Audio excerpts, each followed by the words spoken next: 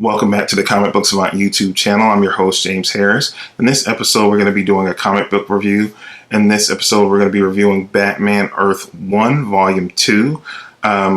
Previously, I did a review on Volume 1 that I'll put in the card up here for you, so you can check that review out. So I wanted to do a follow-up because I recommended that book, so I wanted to continue with the series since they had a Volume 2 come out. So it's basically continuing right off the heels of the events that happened in Volume 1.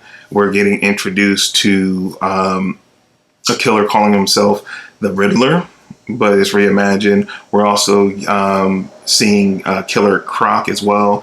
And we're also being introduced to another character as well, of Harvey Dent, which we know later becomes Two-Face. But the great thing about these Earth 1 volumes is that they're retelling and reimagining. Again, this is written by Geoff Johns, and Gary Frank is doing the artwork on it. I thoroughly enjoyed the take that they took. It's not the same Batman that you're used to. Some of the key events in their past have happened the same.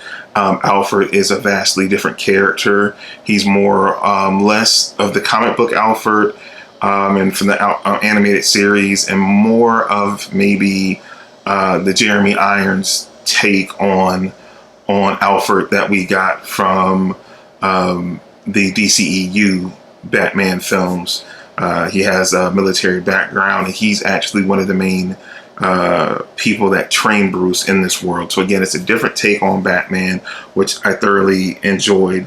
And again, we're exposed to the different characters in this volume. Then we were introduced to the Penguin and basically got a retelling of the origin in this Earth 1 universe. It's not connected, just to let you guys know, it's not connected to the main DC Comics universe. This is a separate ongoing series of original graphic novels that they put out.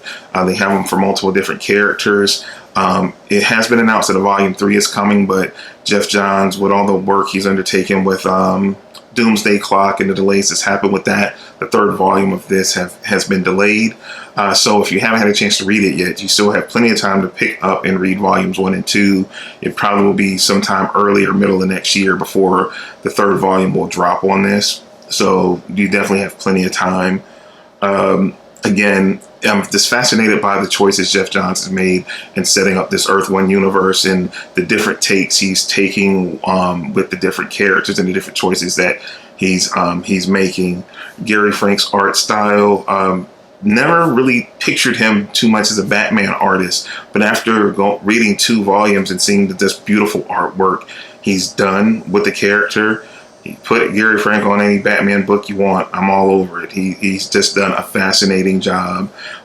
Just stunning artwork, panel to panel, page to page, volume to volume at this point. The reimagining of the Riddler has kind of been, depending what take you have, from the old 60s TV show to the animated series to Jim Carrey's incarnation in Batman. What was it? Batman Forever.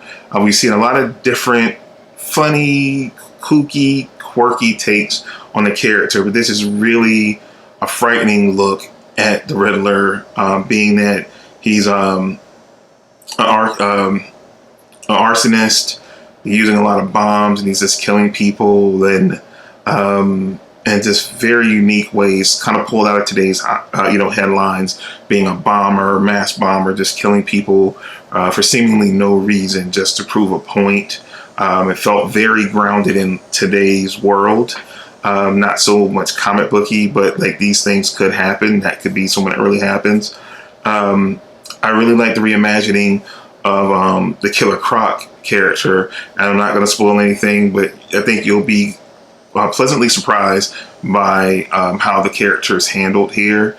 And I just have to say, on anything alone, this book is worth picking up or reading just to see what they do with the Two-Face character here.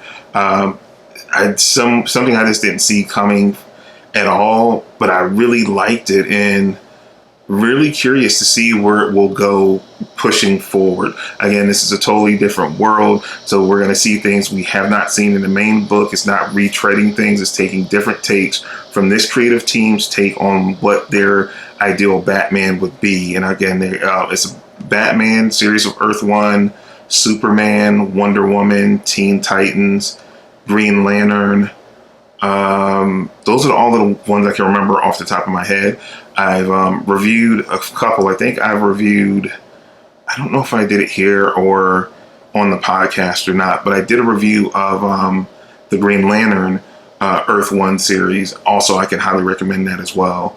I have more that I'm going to do reviews for coming up, especially Superman and Wonder Woman. I'll be doing those at some point here on the channel, but I really want to follow up, feeling, that my review was so high for the first volume, and it's been a while since I did that review. I wanted to follow up with you guys, let you know how it has continued, and it has been really great. And like I said, if you're ultimately you're a fan of Batman and you want to like the Elseworlds and alternate takes on the classic character, this is definitely the book for you, because it has twists and turns. It's not retreading anything we've seen previously. It's a whole new take, whole new world. Everything's off limits. You're gonna get something new, and it's a little surprise that you get at the end on a reveal on a character that's going to be coming up in that third volume.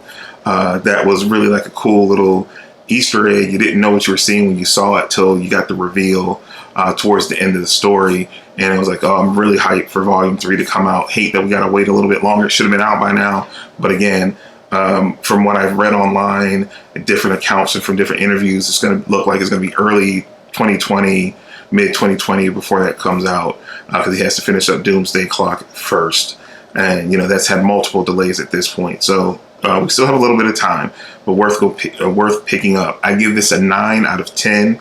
Strongly recommend this. It's a must pick up, must read. So if you have time, do so. I give it my seal of approval. And that's all I have for you guys for this episode. If you want to contact me, you can always hit me down below in the comments. Let me know if you've read Volume 1. Has this review influenced you to pick up Volume 1 or Volume 2? If you've read them, let me know what you thought of them down below. And also, if you want to become a part of the community we've created here, we call it the Savant Society. We have a Facebook group. So if you have a moment and you want to meet fellow community members and shoot the breeze and recommend and talk comics, that's what we're all about. You can find the Facebook group over at facebook.com/groups/the Savant Society. You just request to join the group. Once I see your request, I approve you. You come on in, introduce yourself, and you're off to the races. We talk, get to know one another, talk comics. I throw out ideas for the podcast and for the show, for the YouTube channel, and you guys, let me know what it is that you want to see. And we just get to know each other and have fun and talk comics. So definitely, if you want to become more involved in the community, that is definitely one way to do it. And also, if you like the content that I'm creating here and you haven't already, make sure you subscribe to the channel. Make sure you smash that thumbs up. That helps me grow the channel. But that's all I have for you guys for this episode. As always, I'm your host, James Harris. This is the Comic Book Savant YouTube channel. Until we speak again, you guys take care, be safe, and I'll talk to you soon.